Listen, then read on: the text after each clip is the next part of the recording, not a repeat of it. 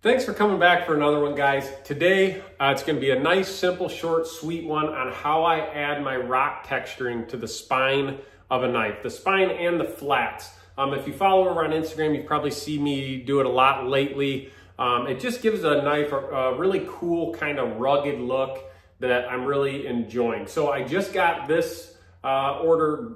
The bevel's all ground and I'm ready to add that rock work. So let's go over to the grinder. I'll show you the process, a couple little tips and stuff that might help you along the way. And let's get into it. So I just got this off the grinder. I have 6 more knives I have to get ground today. So we're gonna try to make this short and sweet. I had a lot of people request this video over the last few weeks. And I thought, let's cover it with these really quick. So this is a custom design, and I actually have 2 of these I'm working on. And you can see I do kind of a nice angled plunge, and the grind came out really nice on this. Now this blade here has a 220 grit finish, and then I take it to a coarse and then a medium Scotch-Brite. Now if you look really close, you can see up here, I leave a little bit at the very top of the knife that's not ground. So this is not technically a full flat ground knife. And then when I Scotch-Brite it, it washes out that bevel or that plunge line on the top, bevel line, whatever you want to call it, which is okay because we're going to be adding our rock texturing to that and hiding all that. So I guess first step, I didn't show it, get your bevels all ground. And then bring your bevel up as high as you want your rock texturing to come down. So I'm not doing a ton of texturing on this, just kind of covering up this area a little bit. And so before I start adding the texturing, I take and I draw a line kind of where, let's see, you guys can't see that, kind of where my scale is gonna go to. So I sketch a little line here, kind of like that.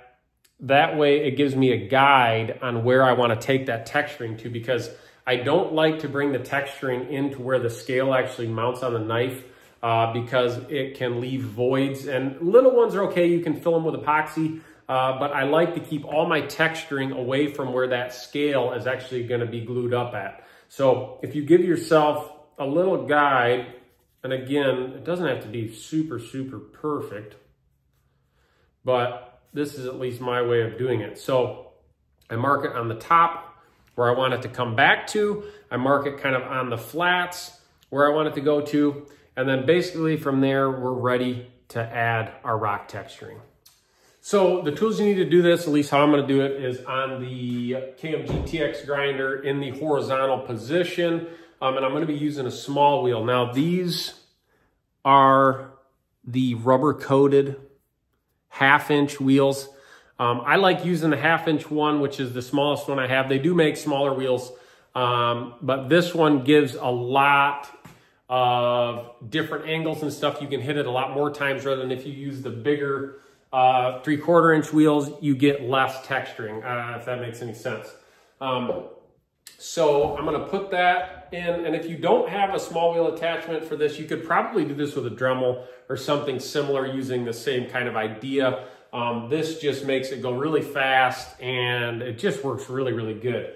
As far as abrasives go, you don't need super fresh ones. I normally do a kind of worn out 120 grit belt to add this texture. Put it on, run it at a slow speed, about 20% power, and then you're ready to rock and roll. So I'm gonna change the camera, put it over here kind of on this process so I can kind of show you guys close up. I'm not gonna be able to talk because the grinder's running, but you'll see what I'm doing. I'll explain it and we'll get this knocked out.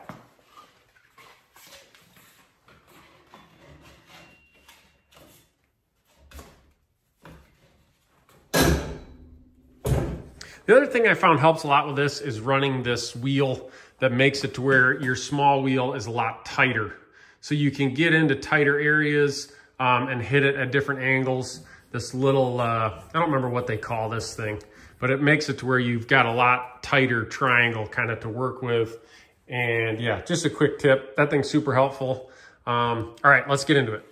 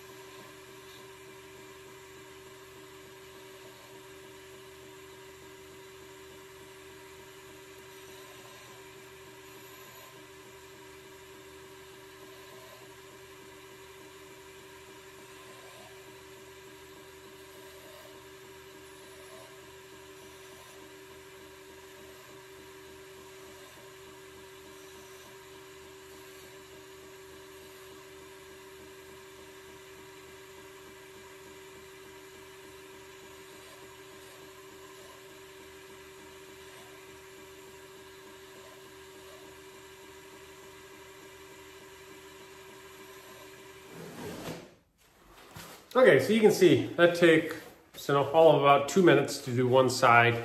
Now, sorry I can't talk while it's going. I wanted to explain a couple things of what I did. So I always start and I do kind of aggressive ones down the whole spine where I want them. And you can see I'm always alternating the angle that I'm doing it just to try to add some randomness to it. And then once those are all set, I'll go back and you'll see once you do that, you've got a high spot in between each one of the textures that you put in there.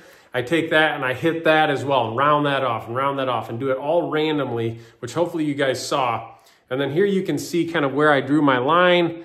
Like this one went into it just a little bit, but you can't even feel it, so it's okay. But I try to keep it away from where the handles are gonna glue up.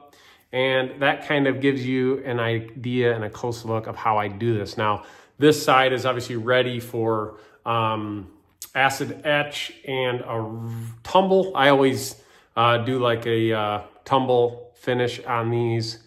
And I don't know, just kind of something unique and adds a little bit of character. This side I obviously didn't do yet, but you get the idea. Sometimes I'll roll it around the top. But what I've been doing is polishing the spine all the way down to give it kind of a contrast after I stone wash and leaving it kind of flat. I don't know. I just kind of like that look. So anyways, hopefully you guys kind of saw what I did. If you have any questions, drop it in the comments below. Again, I just wanted to make this super short, super sweet, how I do that process. I've got a bunch more to do today, so I didn't want to draw this on too long. But if you have any questions, let me know. And if you want to pick up one of these awesome shirts, look, Gentry Custom Knives. I will put a link below. Can you see it? I don't know. Gentry, hey, you probably can't.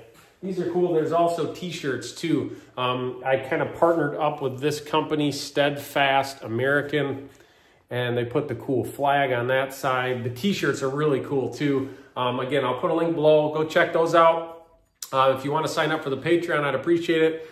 Drop any new video ideas in the comments or get a hold of me. Hopefully that helped you guys out a little bit. Like always, thanks for watching and have a good one.